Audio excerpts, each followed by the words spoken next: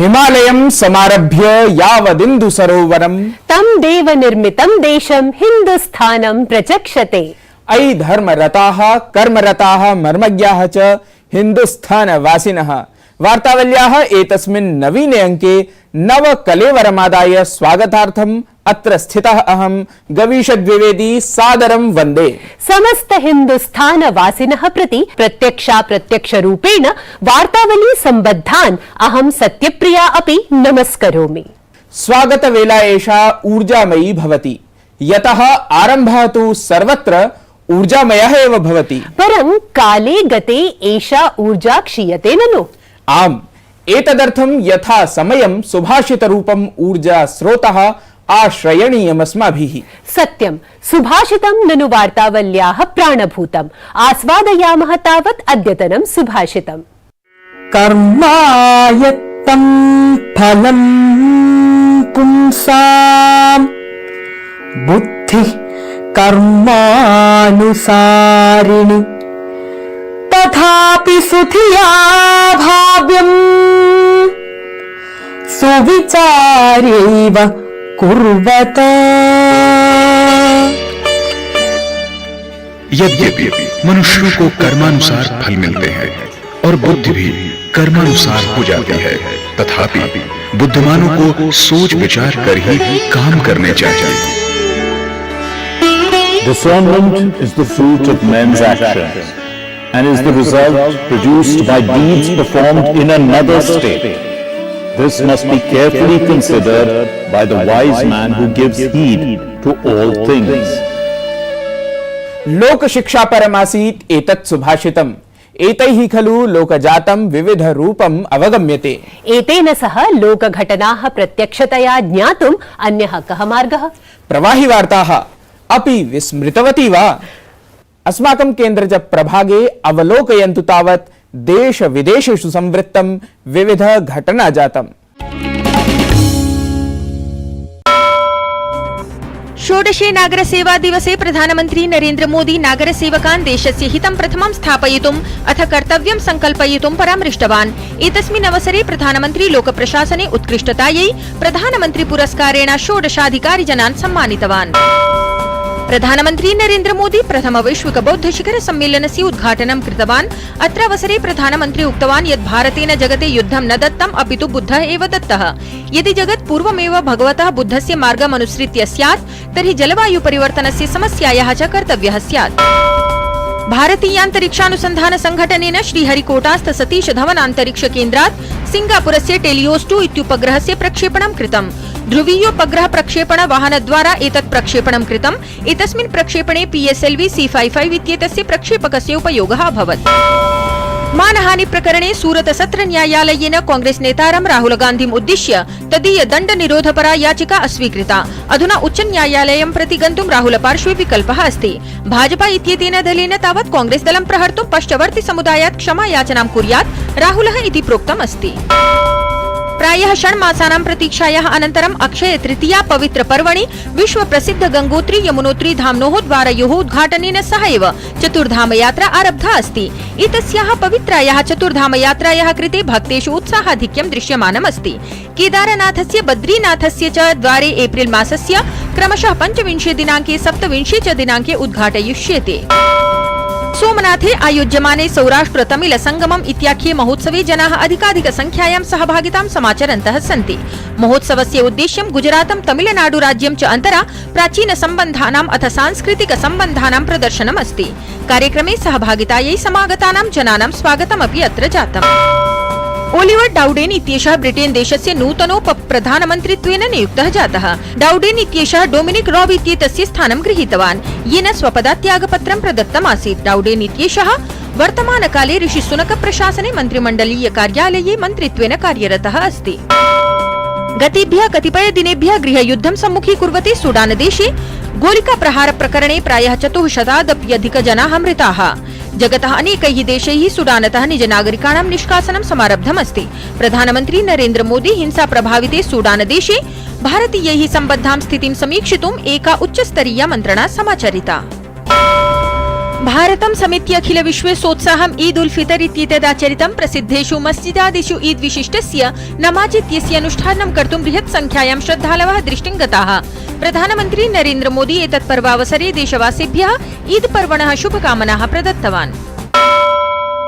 अपि जानाति गवीश, अद्य कः विशिष्टः दिवसः अस्ति? जानामि सत्यप्रिये, यया लोकाः धृताः विष्णुना या धृता या च अस्मान् धारयति तस्याः पृथिव्याः अद्य दिवसः अस्ति। आम्, पृथ्वी दिवसम् आलक्ष्य निर्मितम् अवलोकयन्तु एतत् सद्यस्तनं वृत्तम्।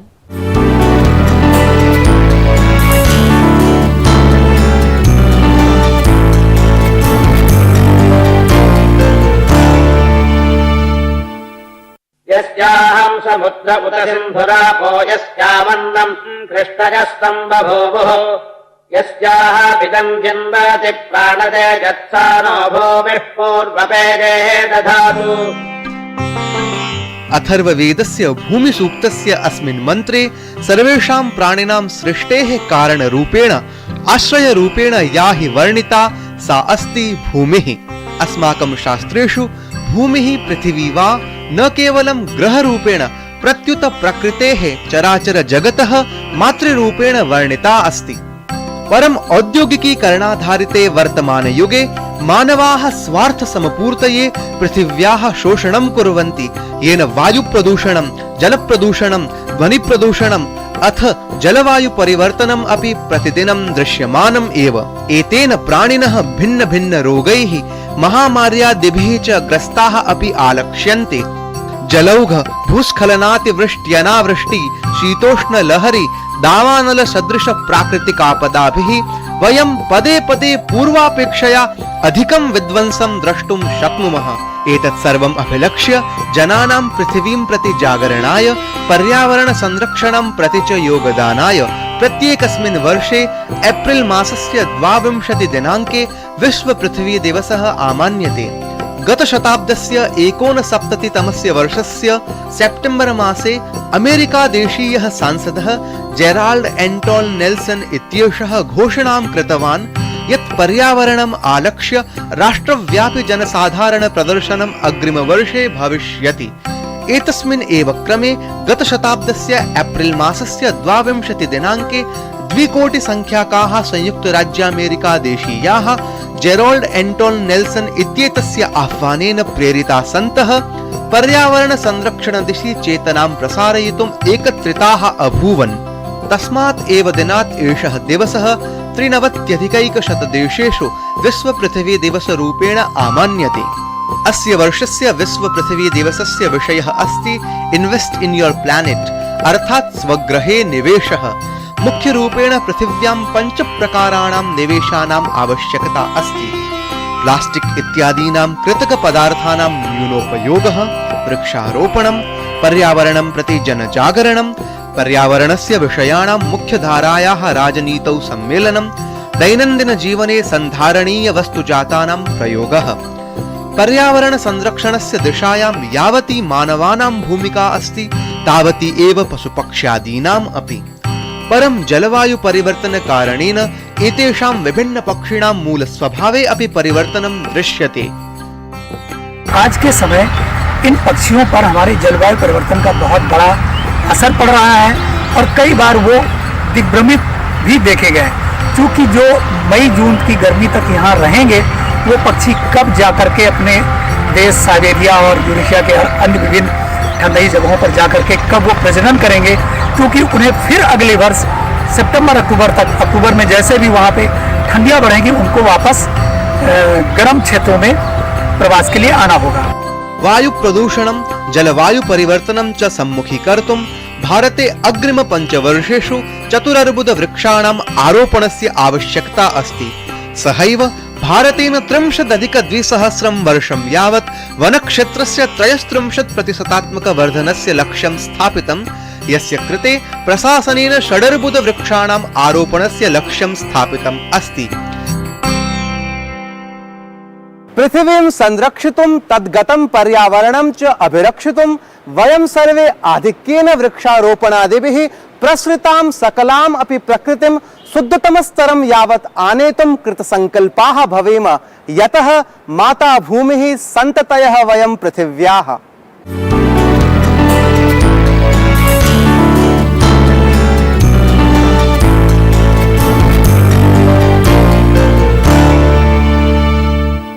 शोभनं ज्ञानवर्धकमेतत् वृत्तं संवृत्तम्। अधुना चलामः तृतीया प्रभागं प्रति।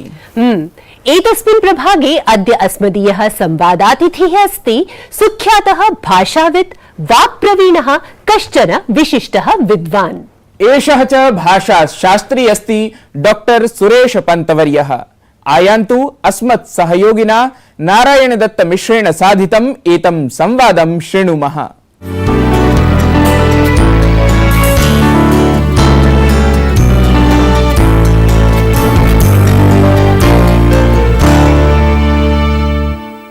प्रबुद्धाय भाषाविदे अत्र भवते डॉक्टर सुरेश पन्तवर्याय सस्वागतं। नमोस्तु। नमो नमः, स्वागतं ते। महोदय, मम प्रथमः प्रश्नः यत् नाम भवदीयः यः कार्यानुभवः वर्तते सः नाम बहु व्यापकः अस्ति। तत्र संस्कृतस्य अपि सम्बद्धता अस्ति, अथ आकाशवाणीतः अपि भवदीया काचित् सम्पृक्तिः अस्ति। तर्हि एतस्मिन् विषये अहं ज्ञातुकामः। वस्तुतः नाहं भाषाविदः, संस्कृतप्रेमी अहम् इति वक्तुं शक्यते। मूलतः यथा मया प्रोक्तं, मया संस्कृतभाषापि शिक्षिता छात्रेभ्यः, हिन्दीभाषापि, तमिळ्भाषापि। अस्तु।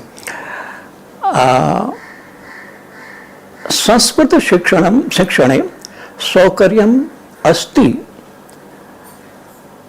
अत्र नास्ति मतवैमन्यं, परं मम समये यदा अहं शिक्षकः आसम् तदा संस्कृतभाषायां प्रति छात्राणां रुचिः अल्पा आसीत्। हिन्दीभाषा छात्राः संख्यया अधिका आसन्। तदा संस्कृतशिक्षकं भूत्वा अपि अहं हिंदी शिक्षणम् अपि अकुर्वम्।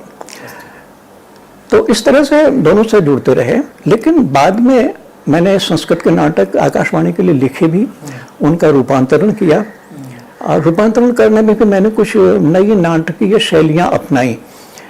जैसे मृच्छकटिकम में जो चित्रवीथी हम देखते हैं, उस चित्रवीथी को मैंने आज की दृष्टिकोण से उसको मैंने फ्लैशबैक में दिया। तंतुवाय चरितम नाम से कबीर के चरित्र पर मैंने एक नाटक लिखा।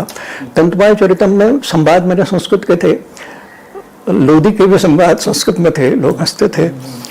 लेकिन मैंने ये किया कि कबीर के संवाद भले ही संस्कृत में हो, लेकिन कबीर की जो वाणी है उस वाणी का अनुवाद मैंने नहीं किया, कहीं किसी से करवा दिया तब, लेकिन उसके बैकग्राउंड से कहीं इफेक्ट दे करके मैंने संस्कृत वाणी संस्कृत तुलसी की, उसकी कबीर की ही रखी। इस तरह के अनेक प्रयोग मैंने उसमें संस्कृत नाटकों में वहाँ किए, स्वयं लिखे, रूपांतरण किए। एक और मुझे याद आ रहा है, आषाढ़ का एक दिन, मोहन राकेश का बड़ा प्रसिद्ध नाटक है, हिंदी में आपने पढ़ा होगा। और मुझे लगा कि चूंकि उसकी पृष्ठभूमि कालिदास पर है, उसकी प्रेम कथा है, कालिदास के यौवन की बात है, आज के लेखक ने उसको अपने ढंग से बुना है, लेकिन अंतर्वेदना तो वो कालिदास की है। कालिदास के कवि बनने के पीछे के वो प्रेरक तत्व है जो उसका असफल प्रेम था, और वो मुझे लगा कि संस्कृत में बड़ा अच्छा जा सकता है। तो मैंने उसका रूपांतरण किया, अनुवाद किया, रूपांतरण किया और आकाशवाणी से प्रसारित हुआ। और सचमुच उसमें आकाशवाणी के श्रोता बहुत ज्यादा थे। जनाः तावत् विवदमानाः भवन्ति यत् राष्ट्रभाषा का राजभाषा का इति, तत्र हिंदी अस्ति वा अस्ति एव वस्तुतः, तर्हि आङ्ग्लमपि तथा अस्ति वा न वा, अथवा अन्या काचित् अपि भाषा भवितुमर्हति वा, संस्कृतमपि भवितुमर्हति वा, एवं विधः यः विवादः अस्ति, तस्मिन् विषये भवदीयः कः विचारः? एक भाषा की पहचान आप करेंगे कैसे? हिंदी राष्ट्रभाषा है तो क्या तमिल राष्ट्रभाषा नहीं है? क्या गुजराती राष्ट्र की भाषा, राष्ट्रस्य भाषा षष्ठी तत्पुरुष में थी। तो किम गुजराती राष्ट्रभाषा नास्ति, किम बंगला राष्ट्रभाषा नास्ति, राष्ट्रस्य भाषा राष्ट्रभाषा। तो राष्ट्र की भाषा है, राष्ट्रभाषा तो 22 हैं। आप एक को महत्व कैसे दे रहे हैं? एक। अब इसकी काट यह है इस तरह की कि भाई देश की पहचान किससे हो। महात्मा गांधी ने एक बार कहा था कि राष्ट्रभाषा वो हो जो देश की पहचान हो, जिसमें अधिकाधिक लोग बातचीत कर सकें, और उसका जो संस्कार है, संस्कृति है, वो देश के संस्कार संस्कृति से मेल खाए। इसलिए और बहुजन अधिकांश लोग उसको बोलते हो, तो अधिकांश लोग बोलते हैं भारत की पहचान। हम कह सकते हैं कि हिंदी में हर तरह का साहित्य है, किंतु मुझे अब गलत न समझें कि मैं हिंदी का विरोधी न समझा जाऊं। मैं कहता हूँ विरोधी में नहीं हूँ, लेकिन मेरा मानना ये है कि राष्ट्रभाषा के लिए हमें एक भाषा के लिए अड़ना नहीं चाहिए, क्योंकि हिंदी को अधिक लोग बोलते हैं, तो हिंदी का ये भी कर्तव्य है कि वो अन्य भाषाओं को भी अपने साथ लेके चले। भाई भारत एक विशाल देश है। नेपाल में प्रसंग बस में कह रहा हूँ, नेपाल में इतना छोटा देश है, हम लोग समझते हैं नेपाली राष्ट्रभाषा है। नेपाली संविधान में पता है आपको, वहाँ 100 राष्ट्रभाषाएं हैं। हमारे देश में 500 कुछ तो मान्यता प्राप्त है, आपके जनगणना से वो है। इतनी वो राष्ट्रभाषा कैसे मानेंगे? उतनी व्यवस्था हमारे पास कहाँ है? इसलिए उस प्रश्न को अनुत्तरित रहने दिया जाए। अधिकांश लोग हिंदी बोलते हैं, बिहार में आ रही है, बाजार से जुड़ रही है, तो हिंदी अपना स्थान बना रही है, लेकिन हिंदी अपने को थोपे नहीं, और हम इस अहंकार भी न जीवें कि मैं हिंदी बोलता हूं तो आप भी हिंदी बोलें, ये भी बोलें। ये भी थोड़ा मुझे लगता है कुछ अधिक है। नाम बहुविधाः शब्दावल्यः भवन्ति, तत्र नाम यद्वारा वस्तुतः सम्पृक्तिः सम्बद्धता भाषाणां पारस्परिकी तत्र प्रोच्यते। भवान् ट्विटर इत्यत्रापि बहु किमपि नाम रोचकप्रसङ्गान् उद्धृत्य तथा किमपि बहु किमपि प्रतिपादयति। तर्हि तस्मिन् विषये अहं ज्ञातुकामः यत् नाम द्वित्राणि उदाहरणानि यथा नाम भवान् अत्र प्रस्तुयात्। संपूर्ण भारत की भाषाओं में संस्कृत के शब्दावली गई है, इससे कोई वो अस्वीकार नहीं कर सकता, चाहे तमिल भाषा भाषी हो, चाहे बांग्ला भाषी हो, किसी शब्दावली तो वहां से गई ही है। उस शब्दावली को लोगों ने अपने ताने बाने में पिरोया है। अब दूसरी बात आती है, कल ही बात सज्जन उठा रहे थे कि साहब मैं तत्सम और तद्भव की बात आ रही थी कि संस्कृत के तत्सम शब्द तो रहे नहीं, थोड़ी उच्चारण। उन्होंने मुझसे पूछा था कि क्या आज भी वैसे ही तत्सम है? मैंने कहा समय के साथ उच्चारण संस्कृत में भी बदला है। आज एक उदाहरण लीजिए, मूर्धन्य ष, हम कहते हैं हिंदी में मूर्धन्य ष नहीं रहा। संस्कृत में उत्तर भारत में जो वेद मंत्र पढ़ने की प्रथा है, सहस्त्र शीर्षा पुरुष, अब शीर्षा कह रहे हैं तो तखगार बोल रहे हैं, श कहाँ है? तो मूर्धन्य श संस्कृत में भी वही नहीं रहा। मुझे क्षमा, यह री स्वर जो है, अब री स्वर को हम बोलते हैं, और री जब हम बोलते हैं तो व्यंजन की भांति बोलते हैं। बहुत प्रयास करके वो कहा जाता नहीं, स्वर को यहाँ से उच्चारण स्थान जो उसका विरोध करते हैं मेरी उच्चारण का, वो ये कहते हैं कि वो उच्चारण स्थान यहाँ है, तालु से ले जाइए, वहां से लाइए। ये सैद्धांतिक रूप से ठीक है, प्रयास करके हम वहां से श को बोल भी लेंगे, लेकिन क्या प्रवाह में बोल पाएंगे हम? वर्षा हो रही है के लिए हम जीप को कह के तो ऐसे आ तब तो वर्षा हो लेगी, क्षमा करें। तो इसलिए कहने का आशा यह है कि बहुत से उच्चारण आज सुधर गए, विलोम हो गए, तो उनका तद्भव रूप संस्कृत से जुड़ा हुआ है। तो ये जो तत्सम तद्भव का रूप है केवल हिंदी में नहीं है, आधुनिक भारतीय भाषाओं में तो संस्कृत के शब्द हजारों मिलेंगे। मम अन्तिमः प्रश्नः यत् संस्कृतभाषिषु तमिलभाषिषु अपि एका अहमहमिका भवति, यत् वस्तुतः संस्कृतं प्राचीनतमं नाम भाषासु प्राचीनतमा अस्ति, अथवा तमिलभाषा अपि वस्तुतः प्राचीनतमा। तर्हि विवादः अत्रापि अस्ति। भवान् संस्कृतेन सह सम्बद्धः, हिन्दीभाषातः सम्बद्धः, अथवा भवता उक्तं यत् तमिलभाषातः अपि कथञ्चित् भवान् सम्बद्धः एव। तर्हि एतस्मिन् विषये नाम सारभूतवचनं किं भवितुमर्हति? ये कुछ ऐसा ही है, एक कोई कक्षा में कहे कि मैं शिक्षक रहा हूँ तो कक्षा का उदाहरण देता हूँ। कोई कक्षा में कहे कि मुझे गुरुजी ने मॉनिटर बनाया है, मैं हूँ, और दूसरा कहेंगे तेरी कोई सुनता नहीं है, मुझे मॉनिटर बनाया, हम दो से तो कक्षा का अनुशासन नहीं चलेगा, लेकिन दोनों मिलकर अगर चलाएं तो कक्षा अनुशासन दुगना अच्छा चलेगा। अब भाषाएं में बात आए, तमिल निस्संदेह इस देश की प्राचीन भाषाओं में से है। मैं तम प्रत्यय को नहीं लगा रहा हूं। संस्कृत भी प्राचीन भाषाओं में तमप का प्रयोग मैं वहां भी नहीं कर रहा हूं, क्योंकि झगड़ा तो ये है ना, प्राचीन तम संस्कृतम अस्ति तमिलम अस्ति वा अहम का अस्ति। देखिए संस्कृत का हम वेदों तक जाते हैं, और वेदों में जो भाषा है, अगर वेदों को हम अपौरुषेय न भी माने तो भी, अपौरुषेय भी मानते हैं तो भी आखिर उनको जो रूप हम दे रहे हैं, ऋषियों ने जब मंत्र लिखे हैं तो ऋषियों ने किसी भाषा का साक्षात्कार किया है। हम तो ये मंत्र का साक्षात्कार हुआ है, लिखे हैं, और वो एक भाषा थी।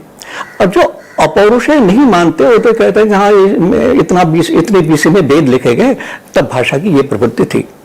दोनों तरफ हो गए, और उससे पीछे वो कहते प्रमाण नहीं मिलते। तमिल में भी प्राचीन उल्लेख है। सिर्फ इतना ही है कि तमिल साहित्य में जिसको अपना वो सबसे प्राचीन ग्रंथ, लक्षण ग्रंथ मानते हैं, तुलकाप्यम का उल्लेख है, और तुलकाप्यम प्राप्त नहीं है। आपके यहाँ वैदिक साहित्य प्राप्त है, उस पर टीकाएं हैं, टिप्पणियां हैं, निघंटु निरुक्त तो सब लिखे गए, उच्चारण तक सुरक्षित है। उनके यहाँ तुलकाप्यम वो कहते हैं कि उनके यहाँ आज की भाषा में कहते शायद सुनामी आई या क्या हुआ, समुद्री प्रवाह में उनका सारा साहित्य बह गया, और तुलकाप्यम मूल रूप में रहा नहीं।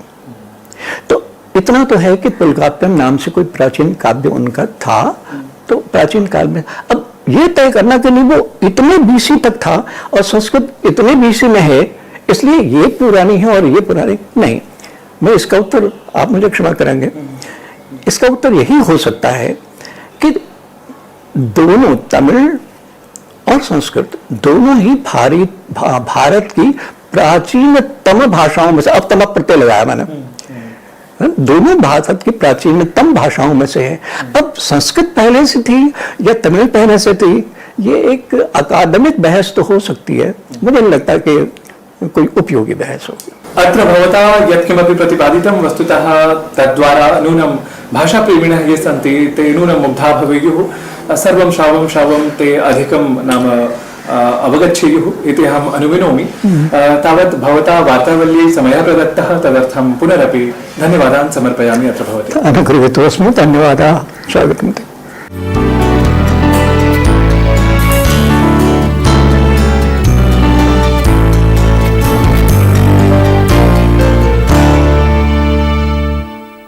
इतः परं समयः अस्ति गीतानुवाद स्पर्धायाः अन्तर्गतं गीतस्मारणस्य।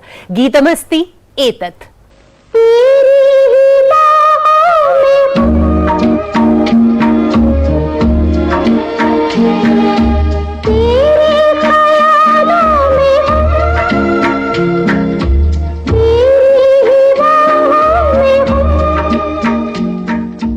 एतस्य गीतस्य गानयुतः मौलिक संस्कृतानुवादः अस्मभ्यं एप्रिल मासस्य 24 दिनाङ्कं यावत् प्रेषणीयः। विजेतुः उद्घोषणा तु तदनु 29 दिनाङ्के भविष्यति। दर्शकानां पत्रप्रदर्शनस्य यद्यपि बहूनि पत्राणि वयं प्राप्नुमः, तथापि समयाभावात् कतिपयानि एव अत्र प्रस्तूयन्ते।